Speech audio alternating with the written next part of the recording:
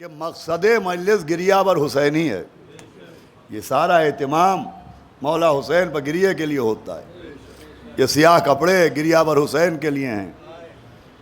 لیکن گریہ سے پہلے فضائل اس لیے ہوتے ہیں کہ رونے سے پہلے پہچان لو کہ کن پہ رونا ہے. یہ کن کا گھر اجڑ گیا,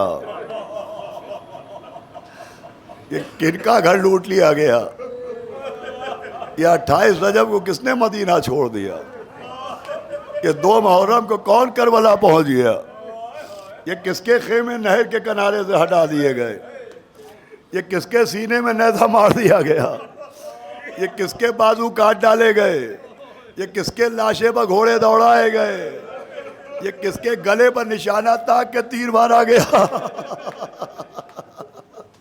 ارے کس کے سوکھے گلے میں خنجر چلا دیا گیا.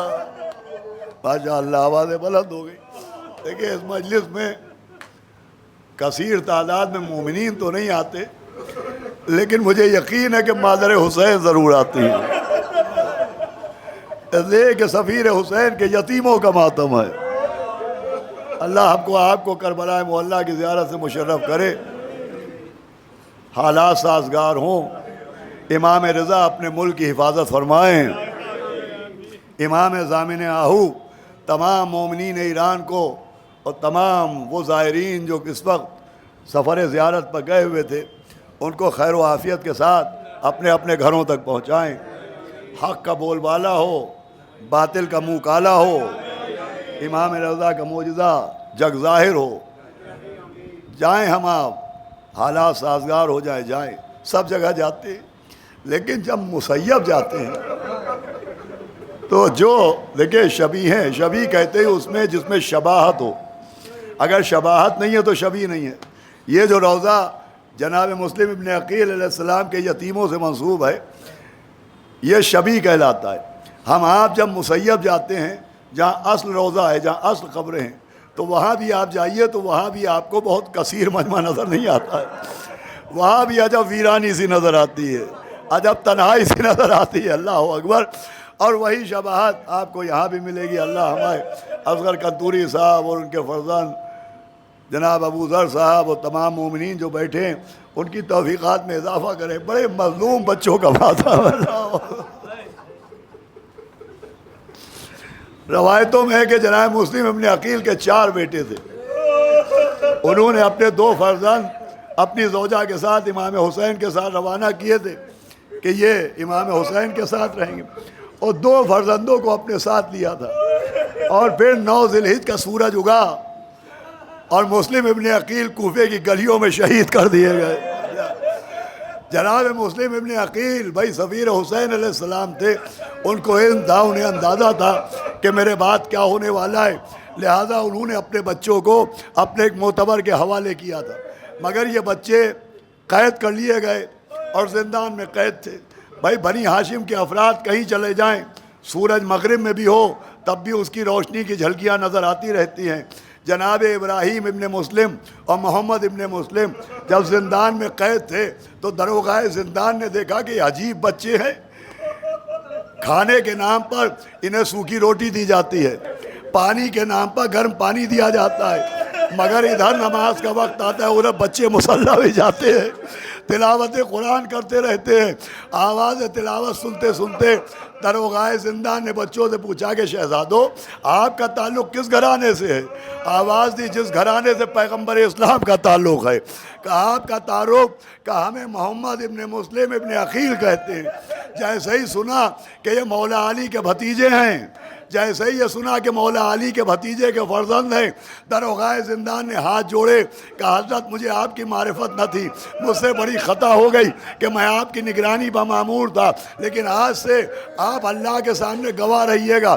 میں نے زندان کا دروازہ کھولا, آپ زندان کے دروازے سے چلے جائیں. دیکھیے عزیزوں, میں ایک بات اور بہت احساس کرنے والی بات عرض کروں گا, انشاءاللہ آپ روتے ہوئے اٹھیے گا. یتیموں کا خیال رکھو, یتیموں کی کفالت کرو. دیکھو یتیم کا دل نہ دھکاؤ, دیکھو یتیم کو نہ ستاؤ. یہ جو آوازیں سب سے زیادہ پیغمبر اسلام کے گھر سے بلند ہوئی ہیں. سب سے زیادہ یتیموں کا خیال رکھنے کا حکم بھی نبی ہی نے دیا ہے، اور سب سے زیادہ یتیم نبی ہی کے گھر کے ستائے گئے۔ اللہ اکبر! ارے کہیں نبی کی یتیمہ کے اوپر دروازہ گرایا جا رہا ہے، کہیں مسلم کا یتیم زندان میں قید ہے، کہیں حسین کی یتیمہ زندان میں گریہ کر رہی ہے۔ میں کہوں گا یتیمان مسلم یقیناً زندان میں قید تھے، لیکن ایک رحم دل نے آپ کے لیے دروازہ تو کھول دیا، لیکن ہائے حسین کی یتیمہ جس کے لیے کسی نے دروازہ زندہ نہیں کھولا۔ بازی تو 2-4 منٹ میں تمام ہو رہی، لیکن سب سے زیادہ یتیموں کا خیال رکھنے کا حکم پیغمبر نے دیا، اور جس نے سب سے زیادہ یتیموں کا خیال رکھنے کا حکم دیا اسی کے گھر کے یتیموں پہ سب سے زیادہ ظلم و ستم ہوا۔ بہرحال واقعات آپ کے سنے ہوئے ہیں، دونوں یتیم بچے زندان سے نکلے، رات اتنی اندھیری تھی کہ جہاں سے چلے تھے، اب جو پانی میں ڈول ڈالی تو دیکھا 2 چاند سے چہرے چمک رہے، سر اٹھا کے دیکھا تو 2 بچے چاند سے چہرے پیڑ پر بیٹھے ہیں۔ کہا شہزادو آپ یہاں کیوں بیٹھے، آپ کا تعارف کیا ہے؟ جیسے ہی شہزادوں نے اپنا تعارف کرایا، کنیز نے ہاتھ جوڑے، ہاتھ جوڑنے کے بعد کہا شہزادو میرے ساتھ گھر چلیے، میری مالکہ آل محمد کی چاہنے والی ہے، وہ آپ کو دیکھ کے بہت خوش ہو جائے گی۔ لے کے گھر آئی، زوجہ حارث کو بتایا، زوجہ حارث نے کنیز سے کہا میں نے تجھے راہ خدا میں آزاد کیا۔ اس کے بعد شہزادوں کے قدموں پر سر رکھا، جلدی سے ٹھنڈا پانی پیش کیا، کھانا پیش کیا، پھر آواز دی میرا شوہر بڑا ظالم ہے، ابن زیاد نے اعلان کیا ہے کہ جو بچوں کا سر لائے گا اس کا دامن خزانے سے بھر دیا جائے گا، لہذا آپ آرام فرمائیں۔ ایک عرصے بعد بچوں کو آرام دہ بستر ملا، بچے سوئے تھے کہ خواب میں رسول خدا کو دیکھا کہ سر پہ امامہ نہیں ہے، آواز دے رہے شہزادو ہم تمہیں لینے کے لیے آئے ہیں۔ ہاں یہ عجب دستور ہے خانہ آل محمد کا کہ جب جب کوئی یتیم دنیا سے جانے لگتا ہے تو خواب میں کوئی نہ کوئی آ کے بلاتا ہے۔ سیدہ دنیا سے جا رہی تھی، رات میں خواب میں نبی آ گئے، یتیمان مسلم جا رہے تھے، خواب میں پیغمبر آ گئے، اور حسین کے سینے پر سونے والی سکینہ جانے والی تھی، خواب میں بابا آ گئے۔ اللہ بہرحال خواب میں نبی کو دیکھا، بڑے شہزادے نے چھوٹے شہزادے سے کہا کہ رسول خدا فرما رہے ہیں کہ ہم تم کو لینے آئے، یقیناً ہم جلد اپنے بابا کے پاس پہنچنے والے ہیں۔ بچوں میں گفتگو ہو رہی تھی کہ حارث ملعون کی کان میں آواز آئی، اس نے زوجہ سے کہا کہ اس حجرے میں کون ہے؟ زوجہ حارث کا دل دھڑکنے لگا، کہا سو جا تجھے وہم ہو رہا ہے، کہا نہیں مجھے یقین ہے کہ حجرے میں کوئی ہے۔ اب جو حارث ملعون حجرے میں آیا، دیکھا بنی ہاشم کے گھر کے 2 چھوٹے چھوٹے چاند بستر پر بیٹھے ہوئے گریہ کر رہے ہیں۔ دیکھیں بچوں کو کھینچنے کے طریقے ہوتے ہیں، لیکن جس بچے کو کھینچا جاتا ہے تو گریبان پکڑ کے کھینچا جاتا ہے یا ہاتھ پکڑ کے کھینچا جاتا ہے، لیکن ہائے مسلم کے یتیم جن کے بالوں کو پکڑ کے ملعون کھینچتا ہوا لایا، نہر کے کنارے پہنچا، شہزادوں نے نماز کی اجازت چاہی، چھوٹے چھوٹے بچوں نے نماز پڑھی۔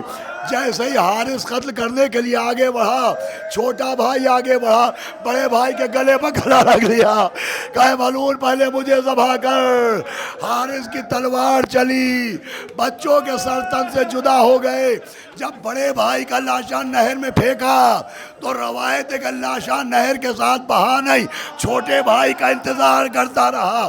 ہاں آل محمد کے گھر میں بھائیوں کی محبت یہی ہے، بھائی بھائی کا لاشا بھائی کے لیے رکا رہا۔ مجھے ایک اور بھائی یاد آ گیا جو کمر کو پکڑے، یا اخی عباس الا کا ذرا آزاری، اے میرے بھائی عباس،